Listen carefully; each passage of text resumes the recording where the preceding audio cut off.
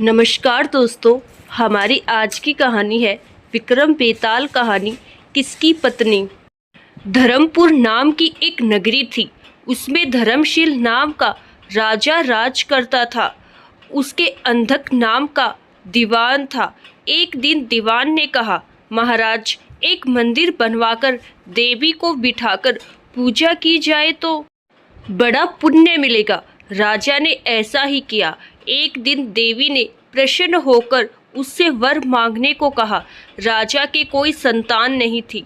उसने देवी से पुत्र मांगा। देवी बोली, अच्छी बात है, तेरे बड़ा प्रतापी पुत्र प्राप्त होगा।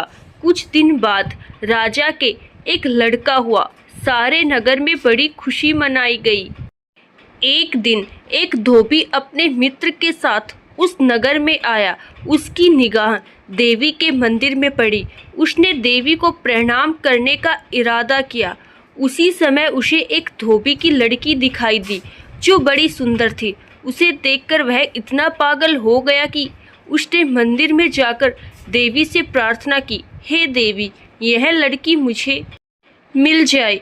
अगर मिल गई तो मैं अपना सिर तुझ पर चढ़ा दूंगा। इसके बाद वह हर घड़ी बेचैन रहने लगा। उसके मित्र ने उसके पिता से सारा हाल कहा।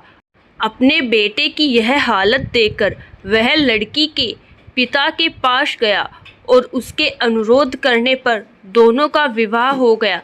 विवाह के कुछ दिन बाद लड़की के पिता यहाँ उत्सव हुआ। इसमें शामिल होने के लिए न्योता आया। मित्र को साथ लेकर दोनों चले। रास्ते में उसी देवी का मंदिर पड़ा तो लड़के को अपना वादा याद आ गया। उसने मित्र और स्त्री को थोड़ी देर रुकने को कहा और स्वयं जाकर देवी को प्रणाम करके इतने जोर से तलवार मारी कि उसका सिर धड़ से अलग हो गया।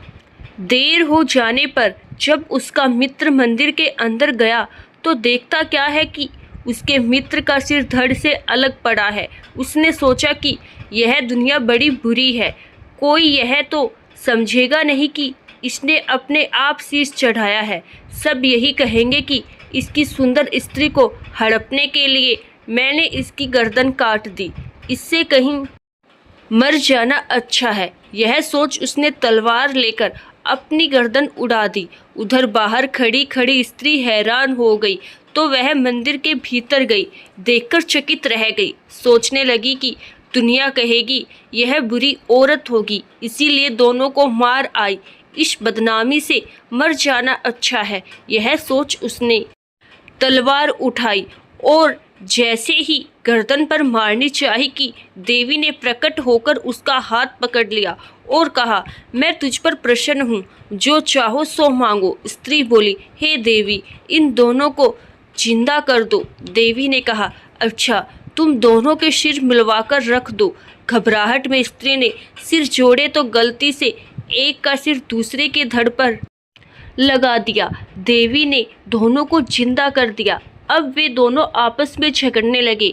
एक कहता है कि यह स्त्री मेरी है, दूसरा कहता है मेरी। बेताल बोला, हे राजन, बताओ कि यह स्त्री किसकी हो। राजा ने कहा, नदियों में गंगा उत्तम है, पर्वतों में सुमेरु, वृक्षों में कल्प वृक्ष और अंगों में सिर। इसीलिए शरीर पर पति का सिर लगा हो वही पति होना चाहिए। इतना सुनकर बेताल फिर पेड़ पर जा लटका। राजा उसे फिर लाया तो उसने अगली कहानी सुनाई। धन्यवाद।